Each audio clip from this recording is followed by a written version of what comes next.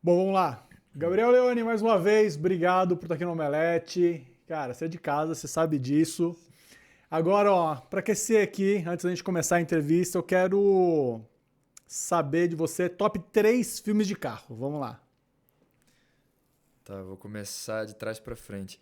Um filme que eu lembro quando saiu no cinema, eu não tinha dado muita bola na época.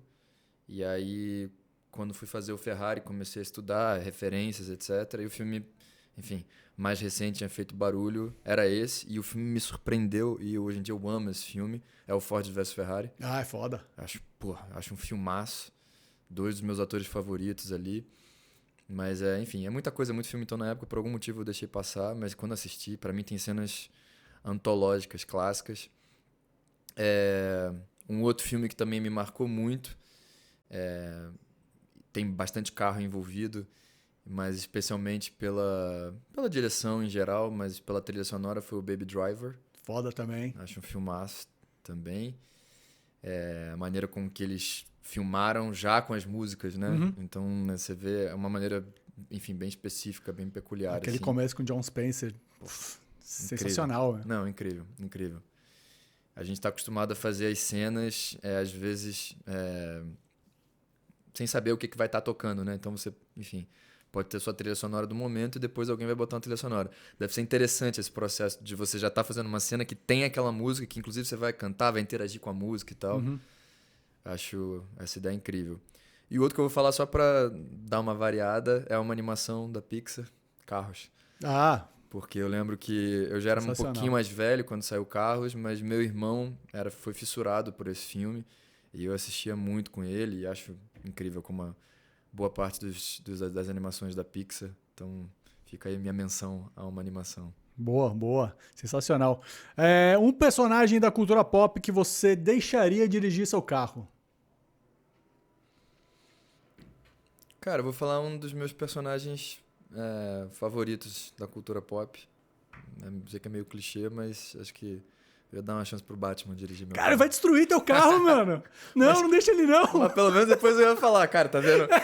Quando alguém entrar, você virar tipo um museu, sabe? Eu falo assim, ó, todas essas marcas aqui foram feitas pelo Batman. Bom, uma coisa você não tem que se preocupar que ele vai te pagar. Se qualquer arranhão ele te paga, né? Exatamente, tá tudo certo. Me paga com um Batmóvel depois, né? Tá certo. Pra quem você gostaria de dar carona e fazer um carpool karaoke? Rapaz, então algum cantor, né? É livre com você. Se quiser cantar com outra pessoa, pode. Tá, deixa eu pensar. Eu vou falar algum cantor dos que eu mais admiro que ainda estão vivos.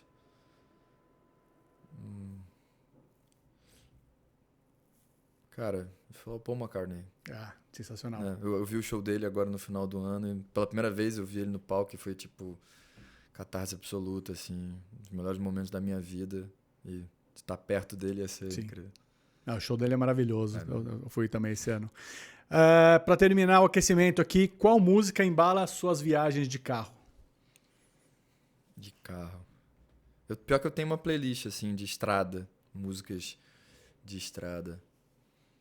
Cara, eu acho que estrada combina, né, claro, com rock, assim, com folk e tal. Vou falar a primeira coisa que me veio na cabeça, Crosby, Still, Nash Young. Eles têm uma onda ali gostosa de abrir os vidros e Sim. vento na cara e som alto, assim. Maravilhoso, maravilhoso. Bom, a gente tá falando tudo isso, né? Coisa de carro aqui, porque você fez Ferrari. Filme do Michael Mann, maravilhoso. E a gente vai falar um pouquinho sobre isso. O personagem que você fez ali era um piloto espanhol, Alfonso de Portego. Tago, De Portago. isso. Cara, o nome dele é. Você consegue falar o nome dele inteiro ou não? Não, é nome de príncipe, porque na verdade é nome de nobre, porque ele era um nobre, né? Alfonso Antônio Vicente Eduardo Ángel Blas Francisco de Borja Cabeça de Vaca e Leighton. Se dependesse de eu decorar esse nome pra fazer o personagem, eu tava ferrado. Acabava o tempo de tela já também, não dá, né, cara? Imagina, esse cara se apresenta assim, né? Cara, eu quero saber como que você recebeu esse convite, como que foi. Você teve que fazer testes, você mandou tape, era na época da Covid, ainda você mandou tape, como que foi esse processo todo? Cara, eu já tinha feito alguns testes pro mercado americano, assim. Não muitos, mas já tinha feito alguns pontualmente. Já estava trabalhando com uma manager lá nos Estados Unidos. Mas, na verdade, esse convite chegou... Esse convite é ótimo. Esse convite pro teste, porque foi um teste que eu fiz. Mas esse teste chegou através de uma ponte que o Rodrigo Teixeira, que que do caralho. um produtor de cinema, parceiro, com quem eu já trabalhei algumas vezes. Inclusive tem um filme nosso para estrear esse ano, que é o Barba Ensopada de Sangue. O Rodrigo estava em Cannes com o último filme do James Gray. Ele, enfim, estava jantando, estava lá com o agente da Anne Hathaway, porque ela está no filme. Enfim, um cara que ele já conhecia e tal, e que, por acaso, é amigo do Michael Mann. Uhum. E aí o Rodrigo, por saber que esse agente, esse cara trabalha com a Ana de Armas, com o Edgar Ramírez, ou seja, tem uma parceria com latinos, o Rodrigo falou de mim para ele. E ele não conhecia meu trabalho, mas quando ele viu minha foto, ele lembrou que o Michael estava procurando alguém com meu perfil pro filme dele. E aí mandou essa foto, uma foto minha pro Michael, e o Michael falou, quero ver um teste dele. Uhum. E eu já estava acostumado, como eu falei, pelos outros testes que eu tinha feito, eu estava acostumado já, às vezes, mandar e um pouco esquecer a coisa, assim, sabe? Porque, enfim, às vezes demora mesmo para vir uma resposta, ou até às vezes, eventualmente, não vem um feedback. Então, o Rodrigo me passou isso tudo, eu fiquei super empolgado, obviamente, né? Muito fã do Michael Mann e tudo, ainda mais num projeto como esse. Fiz o teste e entrei nessa, pô. Agora deixa rolar, deixa o tempo passar. 2 dias depois veio a resposta positiva, porque eles estavam na beira de começar a filmar. Foi o último personagem que eles elencaram. Então é isso. Uma semana depois eu já estava num vídeo com o Michael Mann pra gente se conhecer. E enfim, e aí isso foi mais ou menos ali o que? Junho, uma coisa assim. Em julho eu estava embarcando para Itália já para começar a preparação e filmar. Então foi tudo muito, muito rápido assim, mas foi um teste que eu fiz. E depois de um tempo agora, quando a gente lançou o filme nos Estados Unidos, fizeram essa mesma pergunta para mim e para o Michael. E o Michael disse que, além do teste que eu fiz, quando falaram de mim para ele deu um play e assistiu o primeiro episódio do Dom. Sensacional. O que eu acho incrível, que é uma das vantagens que o streaming trouxe, né, hoje em dia, né? Enfim, eu não precisei nem mandar meu material nem nada. Falaram que tinha uma série, a qual eu era o protagonista. Na Amazon, ele deu play, assistiu o primeiro episódio para conhecer mais do meu trabalho, enfim, ver uma coisa diferente do que aquele teste. Porque às vezes uma cena, um teste é uma coisa muito... pode ficar muito limitado, né? Então, ainda mais assim, o cara dando uma responsabilidade na mão de um ator que ele não conhece e tal. Ele queria ver alguma coisa a mais. E aí ele falou que assistiu o primeiro episódio do Dom. Enfim, então esse foi o caminho. E como que é uma fita dessa daí que você manda... Que nem é fita hoje, né? Você manda um vídeo. Sim, sim. Mas tipo, você manda... É uma cena, você manda vários takes diferentes. Tipo, você fazendo uma coisa mais solta, uma coisa mais drama. Ou tipo, é um take só e boa sorte. É o que eles pedem. Tá. É o que já chega. veio um briefing bem fechado já. Eu tinha 2 cenas pra fazer. Tá. Então, e eram 2 cenas, inclusive, que... Enfim, é isso. O roteiro tava na boca de filmar. Então, foram 2 cenas, inclusive, que eu fiz no filme, que estão no filme, assim, em termos de texto, pelo menos, exatamente do jeito que eu recebi quando eu fiz o teste. E aí o que mudou, logicamente, foi a direção, enfim, foi a cena em si, quando aconteceu. Mas era isso, eram 2 cenas curtas que chegaram pra fazer. Então, eu também tinha um pouco essa sensação do, cara... Quando eu vi a foto do personagem, eu falei, tá, eu entendi porque eles estão me procurando, porque o personagem é espanhol, mas eu tenho uma semelhança com o cara física, assim. E, enfim, eu sei que, em geral, nessas biografias e tal, né, pensando em personagens reais, eles gostam de já pegar atores que se parecem de alguma forma.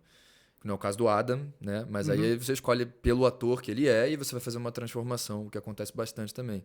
Mas no meu caso eu sabia que era aquilo ali, mas eram cenas que, enfim, eu fiz o máximo que dava ali dentro daquelas cenas. Mas por isso que eu imagino que o Michael foi atrás depois de assistir o Dom pra isso, conhecer um pouco mais do meu trabalho, assim, pegar uma cena longa, cenas mais pesadas, mais dramáticas, né? E por falar em tá parecido fisicamente, cara, eu vi umas fotos suas de cena que, cara, tá muito igual. Você já tinha batido o olho e falado assim, até que é parecido alguma coisa, mano? Porque eu nunca tinha olhado. Sim. Mas, sei lá, o cabelo, né? Que você deixou o cabelo mais comprido e tal. Era o cabelo parecido que ele usava e tal.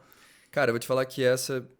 Bom, assim, óbvio, o Senna é o maior presente que eu já tive na minha vida em termos de personagem. E com isso também o maior desafio.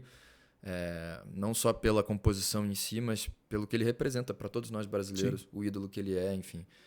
Então, poder contar a história dele, dar vida para esse cara, para esse grande ídolo, é uma responsabilidade, né? Uma honra muito grande para mim.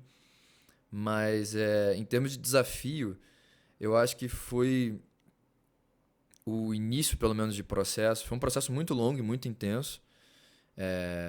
Mas eu lembro do início do processo, assim, antes de filmar, quando eu estava começando. Eu tinha acabado de filmar o Dom, a última temporada do Dom, no início do ano passado. Então, eu tava cabeça raspada, tava meio louro ainda. E, por acaso, a gente lançou a segunda temporada enquanto a gente filmava a terceira. Então, a cidade inteira, o Rio inteiro, era tipo cartazes do Dom e as pessoas assistindo e comentando. Então, eu ia na praia, a galera assim, escutando Dom, Dom, Dom, Dom, me chamando de Dom o tempo todo.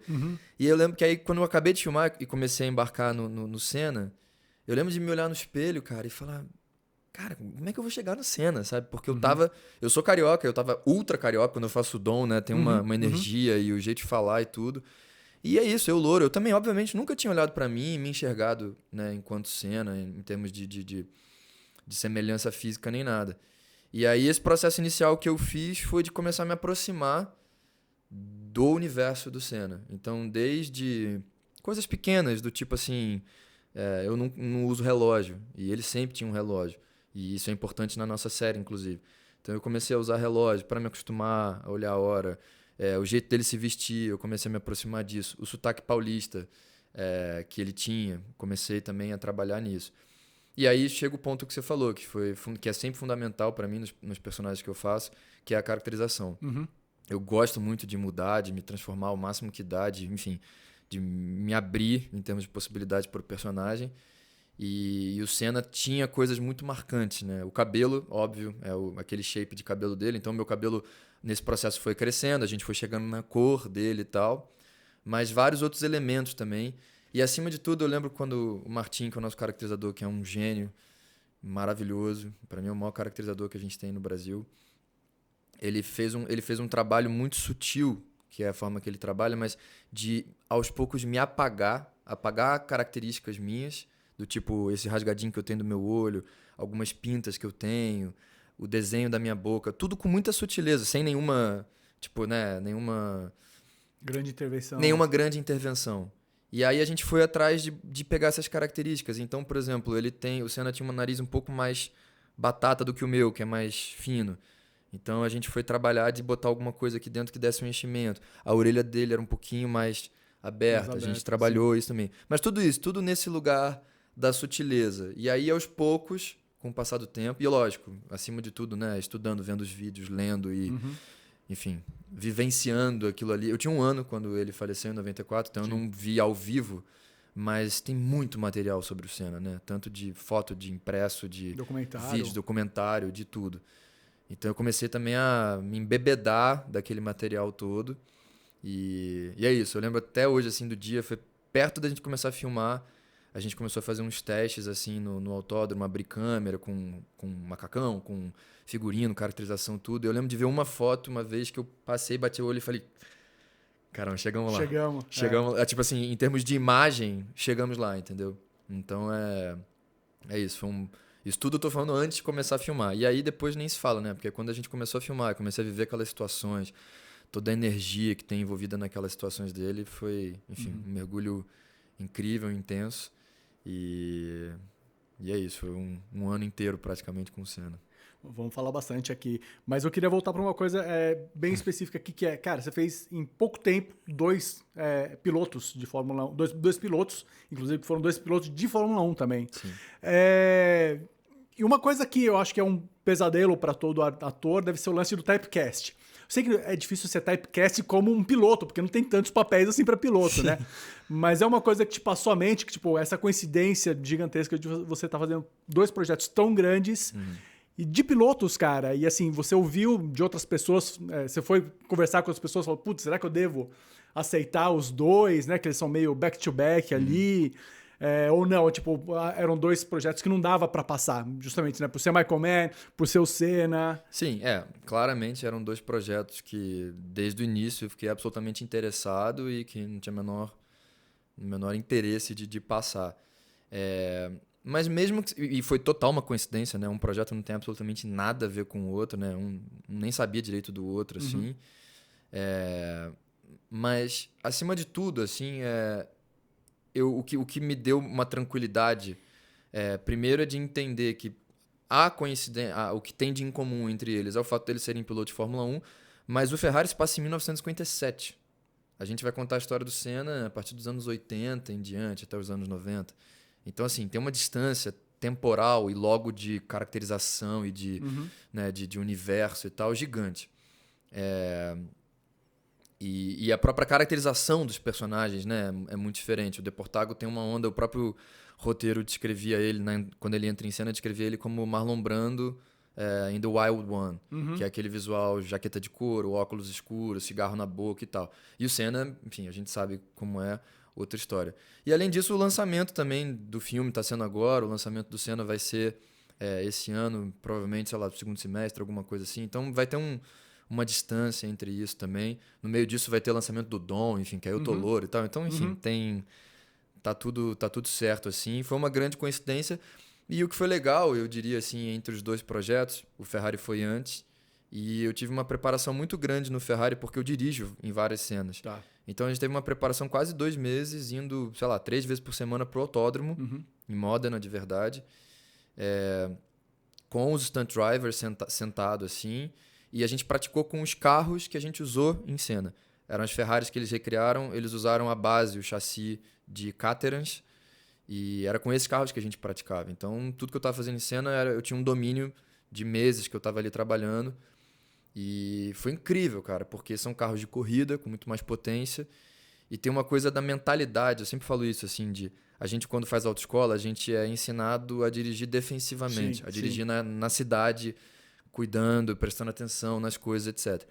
É lógico que isso tem dentro de uma corrida, mas enfim, em tese, pelo menos, a gente não deve dirigir nas cidades competindo com ninguém. Em tese, pelo menos. Mas quando você está numa corrida, você está competindo. Sim. Então, é um estilo de direção muito mais agressivo.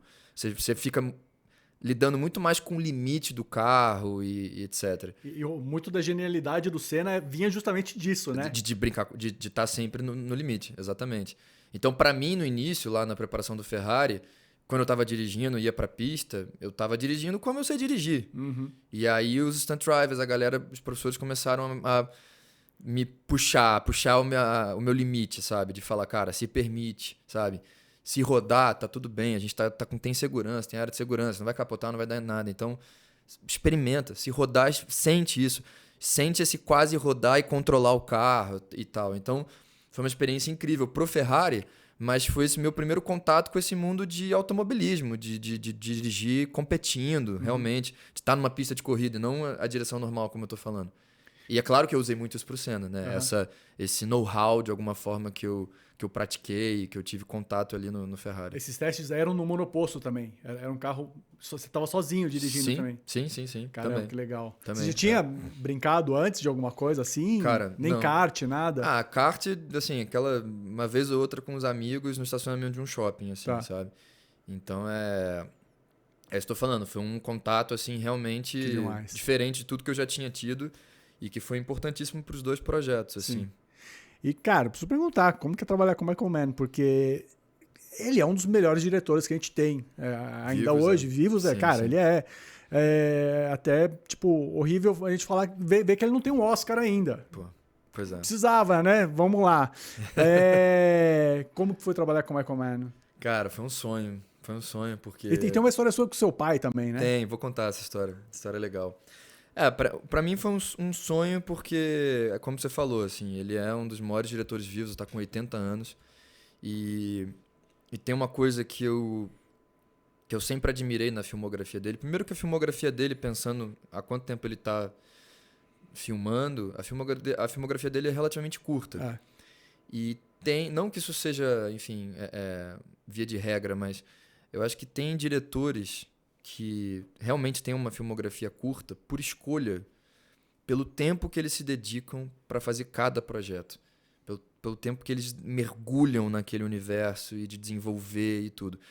Então e aí você, enfim, para fazer cada filme e depois editar e depois divulgar, etc, você toma, sei lá quanto tempo, quantos anos, né? O Ferrari, por exemplo, é um projeto, acho que de quase 20 anos do Michael. Caramba. Tanto é que o roteirista, o Troy, morreu acho que em 2009, um negócio desse. Escreveu junto com o Michael o roteiro, faleceu no meio do processo todo. E ele está esse tempo todo tentando financiar o filme, desenvolvendo, etc. Uma pesquisa gigantesca. Então enfim, é um realizador daqueles clássicos, daqueles tipo robustos. Além de eu amar os filmes dele, né? Ele tem clássicos, obviamente, como Hit, como O Último dos Moicanos, e, enfim. É difícil até achar um filme dele que não seja minimamente incrível. Uhum. Goste ou não goste do gênero, né? Do que ele está tratando, mas a qualidade envolvida é indiscutível. E eu acho que tem muito a ver com isso, sabe? Com a dedicação que ele coloca aos projetos, como ele é perfeccionista, detalhista, como ele cuida de absolutamente tudo, como ele vive muito aquele universo do qual ele está contando. E o que sempre me chamou também a atenção nos filmes dele é os atores, o elenco que ele sempre teve. O cara trabalhou, né, sempre com De Niro, Al Pacino, Daniel Day-Lewis, Jamie Foxx. Então, assim, atores dos que eu mais admiro, que mais me inspiram, e sempre com grandes personagens com o Michael. Então, claramente, para mim, eu já tinha essa certeza e só confirmei trabalhando com ele, que ele é um cara que gosta de ator e que gosta de personagem e de contar as histórias ali junto, né, com os atores, de estar presente e não ser só uma coisa da direção, dessa direção um pouco mais O que estética. O que você sentiu diferente assim nele? Como que é ele? Como na hora que ele chega pra falar com você que você viu algo Cara, diferente? a coisa que eu mais diria, assim, que foi no início foi até uma novidade, assim, pra mim. Ele justamente por essa obsessão que ele tem em mergulhar, em tipo escavar a cena. Inclusive a gente ensaiava muito pouco na filmagem. Então a sensação que me dava era que a gente ia filmando, um pouco ensaiando, um pouco descobrindo a cena. Então a gente repetia muitas vezes cada take, sabe? Tá. Tem uma cena clássica, por exemplo, pra mim assim, foi muito marcante, que é um momento importantíssimo do filme em que o Ferrari, o Adam Driver, dá um discurso para os pilotos que estão reunidos ali e só ele fala. São, sei lá, umas 3 páginas de texto. É um texto incrível e tal. E ele começou filmando o Adam e nós estávamos lá. Ele filmou várias vezes, repetiu várias vezes, experimentando coisas diferentes, mudando, etc. E num dado momento, boa parte daquele discurso era para todos os pilotos, mas era um pouco direcionado para o meu personagem. Não é à toa que eu estava sentado exatamente nessa relação, de frente para ele. Ele não estava falando só para mim, mas muitas vezes ele direcionava a coisa para mim. Quando o filme saísse, todo mundo vai poder conferir essa cena. E aí, depois de terminar ao lado do Adam, Michael virou a câmera e falou: agora eu vou fazer o seu lado. E eu tô em silêncio a cena inteira. Eu tô reagindo, eu tô ali presente, escutando e reagindo àquilo que ele tá falando. E a gente repetiu, sei lá, acho que mais de 10 vezes o texto inteiro. E entre cada take, ele me pedia sentimentos diferentes dentro daquela reação silenciosa que eu tinha, dentro daquele silêncio. Ou seja, experimentar variadas emoções dentro do silêncio, sabe? E o que é um desafio, mas ao mesmo tempo, para mim, foi assim, um exercício, enquanto ator, primeiro de me desprender de qualquer coisa que eu tivesse pré-concebido em relação à cena. Claro que eu estudei pra caramba o personagem, mergulhei e tava muito com a história imbuída dentro de mim, com o personagem dentro de mim.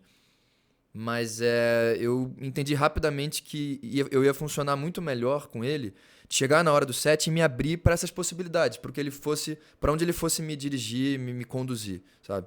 Segurar na mão dele, confiando, obviamente, 100% nele, e me divertir, experimentar, sabe? Assim, sem essa preocupação com, mas será que eu faço mais pra cá, mais pra lá e tal. Lógico que tiveram momentos que eu questionei eventualmente alguma coisa, ou falei que eu olhava pra aquela cena de uma outra maneira, e a gente experimentava. Então, depois de um tempo, isso virou pra mim, um grande exercício acima de tudo, sabe? Enquanto ator, realmente de experimentar, de me desprender das minhas certezas ou de qualquer coisa.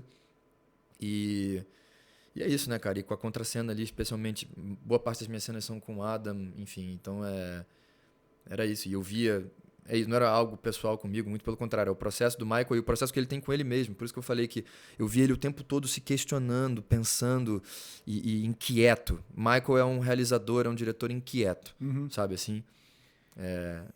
E eu lembro que uma vez jantando com ele, assim, eu perguntei pra ele, acho que a gente estava para terminar o filme, eu perguntei pra ele, eu falei, você tá feliz com o filme? E ele riu e falou assim, olha, feliz eu nunca tô. E eu entendi que não é que ele não tá satisfeito, feliz, mas isso faz parte dessa inquietude dele, sabe? De estar querendo buscar sempre mais e de melhorar e de encontrar algo melhor ali, enfim, naquela cena, naquele momento, naquele projeto e tal. Então É o que faz os filmes deles serem tão, né, E- espetaculares. Né? Exato. E reassistindo os filmes dele com essa cabeça, com essa experiência que eu tive, tá tudo ali. Tudo isso que eu tô falando tá ali nos filmes dele, sabe? A preocupação nos menores detalhes na construção daquele universo, daquele mundo, até isso, até o cuidado com os atores e com a história e o roteiro sempre muito bem amarrado, assim. Então é um cara realmente que tem um cuidado, assim, com uma paixão e um cuidado inacreditável. O cara tá com 80 anos e tá ainda... Faz os takes, pega na câmera, sobe andaime, não sei o quê. É uma coisa... Energia lá em Pô, cima. ver o Michael no set com 80 anos foi um privilégio. E você falou, como você falou aqui, tipo, ele é um cara que costuma trabalhar, repetir muito, né, os atores com quem ele trabalha. Você acha que você colocou seu lugar ali na lista pra ele te chamar de novo ou não, cara? Hit 2 tá aí, né? Cara, eu adoraria. Dava pra falar assim, ó, viu? Sobrar alguma coisa aí, ó. Tamo aí. Se tiver um piloto, tá precisando pra dirigir alguma coisa. Pois é, imagina. Se tiver alguma coisa de carro, eu tô dentro. Né? Cara, eu adoraria, porque foi um prazer trabalhar com ele. Acho que ele já até anunciou que acho que o Adam vai estar envolvido no projeto também. E eu me dei maravilhosamente bem com os dois, assim. Legal. Tanto com o Michael, tanto como eu tô falando, em cena. Né, a gente chegou num ponto de começar realmente a ter um carinho e dele vir brincar comigo e de curtir, de ter muito tesão filmando e fazendo aquilo que a gente estava fazendo. E com o Adam também. O Adam é um cara na dele, muito concentrado, muito focado, é um baita de um ator, uma baita referência pra mim. Mas ao mesmo tempo é muito figura, é muito engraçado. Então a gente se divertiu muito juntos também. Sabe? Isso é curioso, assim. Quando eu acompanhei ele em Star Wars também, tipo, já, lógico, tava vendo ele em Girls, mas em Star Wars, principalmente, nas entrevistas, nas junkets, eu via que ele tava mais recluso. Ele não gostava tanto de fazer e tal. Ferrari eu vi um outro Adam Driver, cara. Ele tava mais solto, ele tava mais brincalhão. Tá. Como que é tipo, ele no dia a dia, ele é um cara tranquilão, brincalhão? Cara, ele tava fazendo uma baita de uma composição no Ferrari, né? Fazendo um cara, sei lá, 20 anos mais velho que ele. Tinha um pré-call gigantesco pra botar prosthetics enfim, e peruca e etc. E falando com sotaque italiano, enfim. Então tinha... E a própria energia do Enzo, né? Uma energia boss, assim, né? O cara, tipo, chefão e um cara que dita muito as regras, as coisas, muito seco, muito frio. Então, ele estava sempre muito concentrado. A gente se encontrou, a maioria das vezes, foi no set já na cena. Mas é isso. Tanto entre os takes e tal, e as poucas vezes que a gente teve a oportunidade de trocar ideia, ele sempre foi muito carinhoso, muito gentil comigo. E a gente bateu uma bola muito legal em cena, assim. As nossas cenas são muito boas, muito intensas, assim. E é isso. Para não perder a oportunidade, a cena, a história que você estava falando, você comentou da relação do meu pai lá. O primeiro contato que eu tive com o Michael Mann, com o filme dele, foi moleque ainda. Meu pai me botou para assistir O Último dos Moicanos. E eu fiquei muito, não sei, enfim, meu pai botou, não sei como que ideia foi essa que ele teve, porque é um filme muito, muito, muito denso, Pesado, muito forte, muito brutal, assim, né, cara, assim, explícito, violência explícita, enfim, e eu, moleque, fiquei muito chocado com aquele filme, aquelas imagens das guerras e tal, ficaram muito na minha cabeça, assim, então, e esse filme acabou me acompanhando, assim, ao longo da minha vida, de revisitar ele de tempos em tempos. E depois, quando comecei a atuar, enfim, comecei a enxergar e a assistir as coisas com outro olhar, né? Com um olhar de estudo também. Aí comecei a entender a grandeza envolvida, né? Na direção dele, na atuação do Daniel Day-Lewis, que virou uma grande, lógico, inspiração, referência para mim. A trilha sonora desse filme é a minha trilha sonora favorita de todos os tempos. São músicas e uma trilha que mexe muito comigo. Enfim, e aí corta para... Enquanto eu filmava o Ferrari, foi a primeira vez que meu pai foi à Europa. Foi com meu irmão me visitar em Modena e ficou lá uns 15 dias comigo. E aí, num dado momento, levei ele pro set para assistir a filmagem. Que legal. E por acaso, era uma filmagem super legal, assim, porque era uma cena que a gente recriava uma foto existente, uma foto histórica que aconteceu no meio de uma corrida. É uma foto chamada The Kiss of Death. Do meu personagem com a Linda Christian, que era uma estrela de Hollywood na época, a qual ele namorava. E é um beijo dos dois, assim, que acontece no meio dessa corrida, uma foto em preto e branco, e era esse momento, era essa cena, esse beijo. E então meu pai passou o dia vendo, não só eu pilotando as Ferraris, porque na cena eu chego dirigindo mesmo, estaciono pro pit stop, e aí a atriz que faz a Linda chegava e a gente tinha um diálogo e tal. Então meu pai não só passou o dia lá no monitor assistindo ou dirigindo aqueles carros, como o Michael depois me dirigindo na cena, né? E como eu falei aqui antes, vários e vários takes, repetição e experimentações diferentes. E aí, no final do dia, meu pai é isso, muito fã do cinema dele, obviamente, estava super emocionado de estar lá. E aí eu falei pro Michael, contei um pouco essa história por alto, assim, e falei, pô, eu queria muito te apresentar meu pai. E meu pai não fala muito bem inglês, e aí levei ele lá para conhecer o Michael, fiquei meio de tradutor de um pro outro, e o Michael foi muito carinhoso com meu pai. Que demais. E aí eu fiquei olhando para aquilo ali, cara, e é isso, na minha cabeça vinha isso direto, de falar, cara, eu moleque, sentado com meu pai em casa, assistindo O Último dos Moicanos, enfim, e meu pai viciado naquele filme, depois esse filme virou um filme super importante para mim, ao longo da minha vida e tal. E corta esse cara tá me dirigindo aqui, meu pai tá aqui assistindo isso tudo. Aí eu, pô, super emocionado. Falei, Michael, você permite eu tirar uma foto de vocês dois juntos? Ele falou, não só permito, como eu quero que você esteja na foto. E ele falou, e eu quero a foto também. Aí ele pegou o celular dele, pediu pro assistente, porque ele falou, eu também quero ter essa foto. Então eu tenho essa foto, eu, Michael e meu pai, assim, abraçados. Que demais. E pra mim foi eu tô arrepiado de ouvir você contando, que imagino você ali. Pra mim foi esse ciclo da vida, assim, sabe? Full circle total de... Uau, assim, como as coisas aconteceram, assim, na minha vida. Foi, pô... Além enfim, de já estar nesse projeto, como eu falei, tão especial por N motivos, ainda teve esse sabor especial de ter meu pai lá, enfim, vendo e presenciando isso tudo. E continuando aqui com seu pai, agora pulando pra cena. Seu pai era mega fã de cena ou não? Era daqueles que acordava de manhã pra assistir? Cara, eu acho difícil, assim, a gente encontrar... Quem viveu aquela época não tinha, cara. É bem difícil de você conhecer alguém que a pessoa fala, não ligava não... Porque, bom, mesmo, porque ainda tem isso, assim, mesmo quem não era tanto de esporte ou de automobilismo, eu acho que o Senna conseguiu transcender isso, né? Assim, ele furou um pouco essa bolha de... Era além de um esportista, era além de um piloto. Ele era um ícone, um ídolo. Então, um herói, né? Um herói. E tinha-se muito, num período muito duro no Brasil, né? Enfim, pós ali era Collor, a economia do Brasil muito ferrada e, enfim, a desigualdade gritando, assim.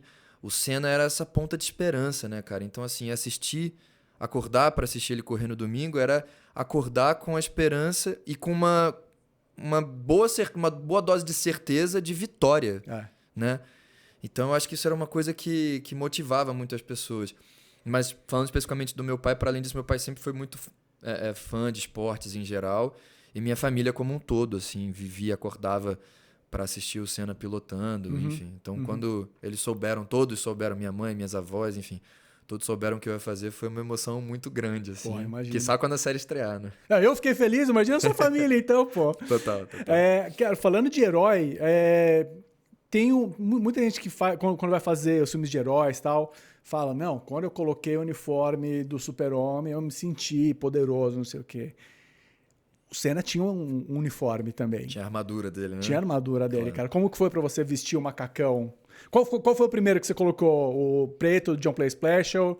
Foi o McLaren vermelho? Cara, ó, E como que foi sentir? Você se sentiu um herói? Tipo, você sentiu o peso ali, cara? Como que foi? Eu não vou saber precisar o número agora, mas assim, Eu sei que a gente tinha ao todo na série, assim, todos os personagens, que mais de 200 macacões, assim. Porque só, por exemplo, o período dele de McLaren, né? Acho que, se não me engano, são 6 ou 7 anos. Então, são muito parecidos, mas tem detalhes diferentes. Então, são 6, 7 macacões diferentes ali. E eu não lembro exatamente qual que eu experimentei primeiro, porque a gente começa, enfim, tem um pedaço do kart, dele ainda no kart. Então, tem o macacão do kart, as primeiras fórmulas e depois, claro, Fórmula 1 e tal. Mas eu acho que, por mais que eu ache a coisa mais linda do mundo, tudo que tem envolvido no carro da Lotus ali, né, no John Play Special, aquele preto e dourado do carro, o macacão, eu acho, tipo, incrível. Mas eu acho que o mais simbólico e o mais, em termos de imagem, assim, você pensa, fecha os olhos pensando no Senna, acho que você vê ele de vermelho, Sim, né? sim. É o período dele de McLaren, bonezinho São os títulos. azul, são os títulos, exatamente. Então eu acho que essa emoção, assim, em termos de figurino, bateu quando eu botei o vermelhão ali e me olhei ali, enfim, com escrito ali, bordado, Ayrton Senna e tal. E como te falei, né, nesse processo todo que eu tava de pesquisa do personagem e de chegar no shape do cabelo e do jeito, da energia, a voz dele, que era um pouco mais anasalada do que a minha, um monte de detalhezinhos, como eu te falei, tudo com muita sutileza, assim. Mas acho que quando a gente botou o vermelhão ali, eu falei, uau, tem uma imagem muito clássica, né, envolvida nisso aqui. A morte do Senna acontece num 1º de maio de 94, como você falou, você tinha um pouco mais de um ano ali. Então você não tem como lembrar Nem daquilo. um ano eu tinha, eu sou de julho de 93. Julho, tá? Então você não tinha nenhum ano. Nem um ano. Pra mim, cara, eu lembro aonde que eu tava e tudo, assim. Sim. É muito vivo ainda na minha memória. Então, como você não tinha essas memórias, como que você construiu? Aonde que você foi pegar? Você pegou um pouquinho da sua família? Você conseguiu falar com a família dele? Quais foram as peças desse quebra-cabeça? E de onde você foi buscar essas peças? Cara, eu mesmo não... É isso, mesmo eu tinha menos de um ano, então eu não assistia ele pilotando, etc. Mas por ter nascido ali, né, justamente muito próximo da morte dele, próximo ainda enfim, dos títulos e dele correndo em alto nível como ele estava, eu cresci não só na minha família, mas numa sociedade como um todo, no Brasil, ainda muito, obviamente, de luto, né? Não só por ele, mas, enfim, em relação à Fórmula 1 de uma maneira geral. Então, na minha infância, eu lembro muito do Rubinho correndo Sim. pela Ferrari, depois o Felipe Massa e tal, mas que não era a mesma relação, né? Claro que as pessoas tinham com o Senna. E eu ainda era muito recente, essa memória dele ainda era muito presente, assim. Então, isso de alguma forma, mesmo sem eu ter acompanhado, assistido enquanto ele corria, mas isso sempre teve dentro de mim. Ele sempre foi um ídolo para mim, sabe? Como eu acho que ele é de alguma forma para todos os brasileiros. E claro, assim, lógico, isso tudo através do contato com a minha família e, enfim, e com as pessoas e tal. E ao longo do processo da série foi isso, assim, eu tive contatos pontuais com a família dele. A família está envolvida no projeto da série. Enfim, como falei antes também, existe até... Eu lembro no início, chegou até a me dar uma certa ansiedade, porque, cara, é tanto livro, é tanta foto, é tanto vídeo, é tanto registro que tem dele. Você fala... Eu tinha vontade de ver tudo, mas chegou uma hora também que eu entendi e falei, cara, não vou dar conta, porque é realmente muita coisa. Mas é óbvio que, assim, eu mergulhei e fui atrás do máximo que eu consegui para me imbuir disso, para trazer isso para dentro de mim, assim. Tem uma coisa assim que é isso. Aqui no Brasil, lógico, que ele era o herói, como a gente está falando aqui. Mas no Japão ele era Deus, né? Bicampeão lá, né? Cara, você chegou a ver também coisas de lá, de Japão, que vocês não chegaram a rodar lá, né? Vocês Não. rodaram na Argentina, aqui no Brasil, vocês chegaram aí pra Inglaterra também? Não, a gente rodou... no finalzinho a gente fez umas últimas diárias na Irlanda do Norte. Tá. Mas a boa parte foi na Argentina, Buenos Aires e outras cidades, um pouco em Montevidéu e em São Paulo também. Foi isso.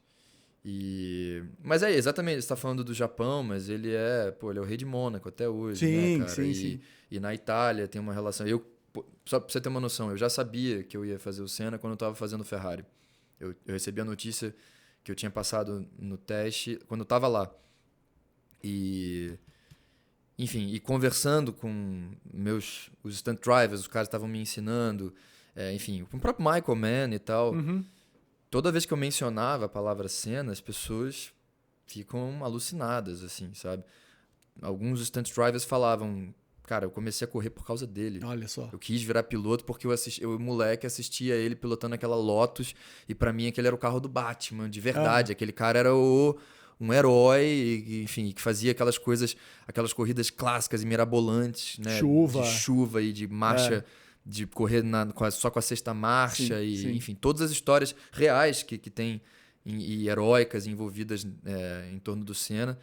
Então é isso, como eu falei, o próprio Michael, quando falei que faria, ele também é isso, também muito fã e conhece a história e tudo. Então é muito impressionante, porque é de tomar essa consciência, por mais que a gente saiba disso, as pessoas comentem, né? Mas quando você vai pro mundo e você menciona o nome dele, acho que aí você tem contato realmente do quanto ele não é um ídolo só no Brasil. Ele é um ídolo mundial, né? E é isso para além da Fórmula 1, sabe? É um ícone realmente, assim, no mundo todo. Você fala o nome dele no mundo todo, as pessoas sabem quem ele foi e o que ele fez. Então como eu falei, é uma responsa muito, muito grande. Gigantesca mesmo. Quero falar um pouquinho rapidamente do Vicente Amorim e da Júlia, né? Que dirigiram você aqui no Senna. Dois diretores, tipo, qual que é a diferença de ter dois diretores num set ali em relação a ser dirigido por um Michael Mann, um diretor só? Tipo, em Dom também, né? Tipo, boa parte você passou com direção do Breno. Sim. Depois, na terceira temporada, já muda isso com novos diretores aparecendo. Para uma série, quando você está fazendo uma série, é diferente quando você tem dois diretores diferentes, né? Que eles dirigem um episódio inteiro do que quando você está fazendo um filme? Sim. É diferente, né? Com certeza. Porque, enfim, até mesmo numa série, como você citou, o Dom a gente sempre teve, na primeira e na segunda, a gente tinha uma segunda unidade que fez algumas cenas pontuais, mas é isso, claramente o grosso, assim, boa parte da história foi o Breno que dirigiu. Então é aquela coisa da visão dele conduzindo. Mas Senna foi uma série muito grande em termos de estrutura, de tudo. Então houve essa divisão entre o Vicente e a Júlia. E eles fizeram uma coisa interessante, eles não dividiram por episódio. Tá. Eles realmente se organizaram em cenas, em momentos, em situações. Então, mas assim, claro, o Vicente é o showrunner da série, então eles estavam absolutamente alinhados, em contato diariamente, né? E a gente teve um processo de preparação antes, em que eu tive muito perto, muito junto dos dois também. Então, estávamos todos alinhados, né? E sempre se falando, sempre trocando, sempre pensando e querendo o melhor para aquilo ali. E eu acho que o que é interessante você ter dois diretores, independente, né, do caso Senna, mas em geral, né, se o trabalho é bem feito nesse lugar deles estarem alinhados, ter um conceito em comum, uma linguagem estabelecida, mas você tem duas visões. Uhum. Não visões sobre a história, mas visões de... É isso, se você pega uma mesma cena, bota na mão de um diretor, ele vai dirigir de uma forma e o outro diretor vai dirigir de outra. Uhum. Mesmo que por cima disso tenha um conceito maior, uma linguagem maior, porque é óbvio que depois, quando você montar, tudo tem que ser coerente. Mesmo se fosse dividido, por exemplo, por episódio, não dá pra você pegar assistir uma série e falar, um episódio, começa o segundo, você fala, parece outra série, né? É outra câmera, é outra linguagem, é outra luz, é outro tudo. Então, você tem que ter uma unidade dentro daquilo, mas você não deixa de ter a personalidade, a individualidade daquele cara que tá olhando para aquilo ali. E eu acho isso interessante, eu acho que isso traz uma dinâmica, assim, deixa o processo muito vivo e muito rico, sabe? Assim, ainda mais no nosso caso, você tem um diretor homem e uma diretora mulher, sabe? Assim, com olhares, com visões, experiências de vida diferentes e tal. Foi um processo muito rico, realmente, assim, de estar com os dois. Eu já tinha trabalhado com o Vicente, a gente tinha feito um filme juntos, com a Júlia ainda não, e foi maravilhoso com os dois. Tivemos um processo realmente incrível. Sensacional. Agora, cara, falar rapidamente de Dom aqui. A série estreia, a terceira e última temporada estreia agora ainda nesse semestre no Prime Video. E o que a gente pode esperar dessa terceira temporada? Porque é muito louco. A Dom, a gente já sabe o começo e já sabe o fim. Uhum. E vocês estão preenchendo aquele meio ali e de um jeito que é tão legal quanto foi na primeira temporada, sim, né? Sim. O jeito que foi construído. E a gente teve a perda do Breno no meio do caminho aí, né? Da segunda para a terceira temporada. Como a força, de onde vocês tiraram a força para conseguir terminar e o que esperar dessa terceira temporada? Cara, a força vem absolutamente dele, né? Porque a história desse projeto, né? Desde quando essa história chegou até ele, até, enfim, quando ele começou a desenvolver, quando ele entendeu o porquê de contar essa história, sei lá, durante 10 anos esse projeto teve ali com ele. Enfim, e aí só eu, por exemplo, entrei no projeto, ele me convidou 2 anos antes da gente filmar, sabe? Uhum. Que a gente ficou em contato e, enfim. Então é isso, tinha muito coração dele ali, muito desejo de contar essa história. E a gente sempre teve o planejamento de ter as 3 temporadas, de ter a conclusão na terceira. Então é isso, assim, acima de tudo, não só para, claro, concluir essa história, mas acima de tudo para terminar de realizar esse projeto, que era um projeto de vida, assim, dele também, enfim, que ele tinha um apreço, assim, um carinho, uma dedicação muito, muito grande.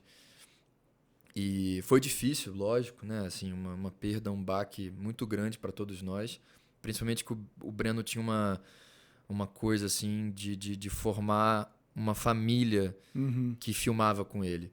Então, tinham profissionais ali de todas as áreas que estavam trabalhando nos filmes, nas séries, nas coisas dele, há 10, 15 anos com Uhum. ele, sabe? Eu era meio que tinha sido o último a entrar e ainda assim já estava há anos com ele, né? Por conta das 2 primeiras temporadas, enfim, e desse processo anterior. Então, imagina quem passou a vida inteira ali junto com ele. Mas é isso, acho que foi bonito, assim. Quem virou o nosso diretor foi o Adrian Tegido, que foi o fotógrafo das 2 primeiras temporadas, um fotógrafo brilhante, um amigão, parceirão, enfim, que já tinha, é isso, era o braço direito do Breno ali nos últimos Uhum. projetos dele. E a Conspiração convidou o Tegido, a Alice Gomes, que era assistente de direção do Breno também já há anos, e me convidou para sermos produtores associados da série. Então foi bonito isso também, da gente pegar a série na mão e falar, vamos contar, terminar de contar essa história juntos. Pelo Breno, com o Breno, né? É isso, com todo mundo por ter convivido com ele. Mais uma vez, né, voltando, claro que o Tegido entra como diretor da série e tem a visão dele, tem o olhar dele, mas era uma série que já estava absolutamente estruturada, conceituada, os personagens já todos muito sólidos ali, então... E acima de tudo, essa terceira temporada é uma temporada realmente é de conclusão. Tanto é que são 5 episódios, são menos episódios. A gente vai, enfim, é isso. Como você disse, né? A gente sabe o início da história, sabe o final, sabe o que vai acontecer, sabe que a gente está falando de uma tragédia. Então eu sempre encarei essa última temporada como um funil, assim, sabe? A coisa vai se afunilando, o tempo dele vai acabando, até chegar, enfim, no desfecho final. Então enfim, é isso. Tem alguma cena específica que você quer muito que a galera veja dessa terceira temporada? Cara, eu acho que tem uma cena que eu diria assim, que desde a primeira temporada as pessoas comentam muito e falam muito sobre ela, porque isso foi uma ideia do Breno de desmembrar ela, que é a cena do túnel, né? Tá. A série sempre começa com a cena do túnel e termina com a cena do túnel. Sim. E aí na segunda temporada a gente vê um pedacinho mais disso. E na terceira a gente vai ver a conclusão dessa cena. Eu lembro que muita gente até tinha achado na primeira temporada, tipo... então não vai ter segunda temporada, como Sim. se aquilo ali fosse o final, o desfecho. Aí veio a segunda e falava, tem um pouquinho mais dessa cena. Então agora a gente vai ver, né, a cena do túnel como um todo ali, ela toda montada. E é isso, é uma cena que eu acho que as pessoas falam bastante. Acho que vai ser interessante de ver ela ali do início ao fim. E eu tô muito feliz, cara, assim, acho que foi um momento muito importante para todos nós de fazer essa última temporada juntos. Foi muito prazeroso de estarmos juntos ali, de terminar de contar essa história. É uma história muito importante, né, cara, que fala sobre um tema importante socialmente falando, né, que é a adição, o vício em drogas e a relação disso no âmbito familiar. Então, enfim, para além da coisa da ação de tudo, mas o Breno sempre falava muito sobre isso, da responsabilidade social que a gente estava trazendo com essa série. Sim. Então, enfim, é o desfecho dessa história, é uma história importante de ter sido contada e foi bom de estarmos juntos mais uma vez. Sim, não, com certeza. A segunda temporada já toca em muitos temas que são muito presentes, né? Mesmo sendo uma história lá de trás, tipo quando traz o personagem adolescente indo pra Amazônia e tudo. Uhum. É bem foda. Só pra gente encerrar aqui, fala rapidamente de Baba Ensopada de Sangue e trabalhar com a Lee. Cara, pois eu comentei no início, né, que é uma produção do Rodrigo Teixeira. Não tinha trabalhado com Ali ainda, mas já admirava muito o cinema dele, Deserto Particular, enfim, a trilogia do Cárcere que ele teve, Pra Mim Amada Morta, vários filmes incríveis. E foi um encontro muito, muito feliz. Foi logo depois do Ferrari, no final de 2022. Eu fui direto, praticamente, da Itália. Direto não, praticamente não. Vim da Itália para São Paulo e a gente filmou na Cananéia, que é no sul de São Paulo. Uhum. É um livro do Daniel Galera, um livro incrível. A escrita do Daniel é maravilhosa. Enfim, e é um personagem completamente diferente de tudo isso que a gente falou hoje, assim, tanto de Ferrari quanto Senna, quanto Dom. E uma história incrível, uma história super bonita, super emocionante, assim, de busca por autoconhecimento, enfim, uma jornada interna desse personagem que eu faço. E acho que provavelmente o filme estreia esse ano. Então eu não assisti ainda, estou muito ansioso, mas foi um processo lindo, assim, de estar com o Ali, com a equipe que ele montou, com atores maravilhosos também, assim. Então tô com uma expectativa bem, bem boa pro lançamento desse filme também. Maravilhoso. Eu também já tô, então. Cara, pra gente encerrar agora, eu quero propor um desafio aqui. Mas eu vou precisar da sua autorização, porque vai mostrar um pouquinho do seu celular. Vixe. Eu quero que você mostre, vê se dá, papel de parede do seu celular. Dá. Mostra pra câmera lá. Super. Pra cá ou pra São lá? quatro. Aqui, né? Nessa daqui mesmo. Peraí, deixa eu só tirar as notificações pra deixar ele limpinho aqui. Muitas notificações nesse meio tempo da nossa entrevista. Pronto. Posso mostrar? Vai lá, papel de parede do seu celular. Ah, que foda. Sensacional, sensacional. Eu tenho esse quadro na minha casa. Foi uma história interessante, inclusive. Não guarda não, hein, que tem mais coisa aí Vou mostrar. Só um parênteses rápido. É. Em 2017 eu fiz uma série pra Globo chamada Os Dias Eram Assim. Uma série que se passava na ditadura. E um dia eu recebi uma mensagem no Instagram de uma mulher chamada Areia Duarte. E aí me chamou a atenção, primeiro por causa do nome dela. Achei interessante. E a mensagem dela dizia que ela estava acompanhando a série e que ela estava identificando muito no meu personagem a história que o pai dela viveu. Também de ter sido preso político na ditadura e tortura, etc. E ser um artista naquela época. E o pai dela era ninguém menos que Rogério Duarte, um dos maiores designers da história do país. E eu estudei design na UFRJ, eu sou designer também. E sempre fui louco pelo Rogério, as capas que ele fez na Tropicália para Caetano, Gil, etc. E dentre as coisas que o Rogério fez foi essa obra-prima que é lindo. Que é o Deus do Diabo. Deus do Diabo no Terra do Sol. E aí ela comentou comigo, falou, cara, adoraria te mandar os livros do meu pai e queria muito te mandar um pôster assinado por ele, tal, do Deus do Diabo. E é esse pôster que eu tenho na minha que sensacional. parede. Que sensacional isso. Pois é. Vamos lá, continuando com o desafio aqui. A última foto que você tirou. Vixe, imagina. Deixa eu ver se eu posso mostrar. Vê aí. A última foto que eu tirei ou que tá aqui aparecendo? A última que você tirou. Eu sei que você gosta de tirar boas fotos, cara, então vamos lá. Cara. Tá, ó. Eu vou mostrar um negócio que aconteceu ontem à noite que foi espetacular. Ontem à noite foi aniversário ontem à noite foi a comemoração do aniversário de um grande amigo meu chamado João Mário Linhares, que é empresário do Ney Mato Grosso, enfim, de uma galera, do Antônio Zambujo, de uma galera. E aí, ontem no jantar da casa dele, ele convidou o Antônio Zambujo e o Yamandu Costa. Ambos vão fazer show no Rio amanhã e aqui em São Paulo, acho que pelos próximos dias. E aí, enfim, não é uma foto, é um vídeo. Ah, que sensacional. Zambujo cantando e Yamandu tocando aqui. Olha só. Não é uma foto, mas é um vídeo espetacular de uma experiência que eu tive ontem à noite. Antes de ir pra cá, ainda dei uma canjinha, cantei um pouquinho com eles lá e tal. Então vamos lá, a última música que você tava ouvindo. Que eu tava ouvindo. Quando você veio pra cá. Deixa eu ver o que tá aberto aqui. Vou pegar aqui o play. Ah, essa música é demais, cara. Tá ligado que música é essa? Right Down the Line, Gary Rafferty. Essa música tem na trilha sonora de Euforia. Tá. Primeira temporada. Eu descobri ela lá e aí fui atrás desse disco, eu coleciono vinil também, Sim. Enfim. E aí fui atrás do disco, escutei, puta, o disco é maravilhoso, tem outras músicas incríveis também, mas essa música tá na trilha do Euforia, que é incrível a propósito. Sensacional. Vai, pra encerrar aqui a última figurinha que você mandou no Zap. Ah, essa é maravilhosa. Essa eu até sei o que foi, deixa eu só conferir se foi a certa mesmo. Cadê? Abri aqui pra Carla. A figurinha é meio polêmica. Eu até falei na chamada que a gente fez do Vale o Escrito, né? Do documentário da Globoplay sobre o jogo do bicho, que, porra, explodiu minha cabeça, tá todo mundo falando. E o hype é verdadeiro, porque a série é incrível mesmo. E aí eu comecei a receber um monte de figurinhas com frases e falas inacreditáveis de, enfim, reportagens de época, até coisas de época e tal, dos personagens envolvidos nessa história do jogo do bicho. E aí uma delas, por exemplo, é essa daqui. Você assistiu a série, não? Não, ainda não. Pô, essa figurinha é o Rogério de Andrade dizendo: minha querida, eu nunca fui um homem de vingança. E ele diz isso no momento em que o filho dele sofreu um atentado, foi morto. E ele tá, acho que no velório, no enterro, e ele diz isso. E aí corta para uma chacina que acontece no Rio de Janeiro. Enfim, como eu falei, era uma figurinha meio pesada, mas é isso. Maravilhoso. Gabi, brigadão mais uma vez por ter vindo aqui. Obrigado sempre, cara.